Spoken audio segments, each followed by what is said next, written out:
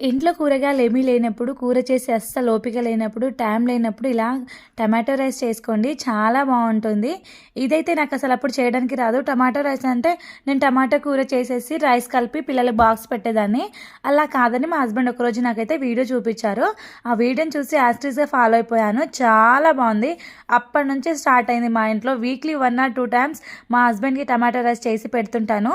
ఈరోజైతే ఇందులో కొద్దిగా మసాలాని యాడ్ చేశాననమాట ఎక్స్ట్రా. అండ్ అప్పుడే ఫ్రెష్గా దంచుకున్న అల్లం వెల్లుల్లి పేస్ట్ వేసుకుంటే సూపర్ స్మెల్తో పాటు సూపర్ టేస్ట్ ఉంటుంది. నాకైతే చాలా బాగా నచ్చింది.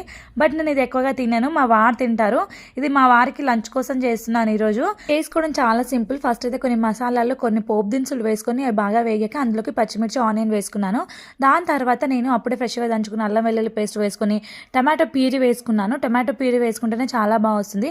అది బాగా మగ్గాక అందులో కారం పొడులన్నీ యాడ్ చేసుకొని దాని తర్వాత రైస్ యాడ్ చేసుకుంటే రెడీ అయిపోతుంది.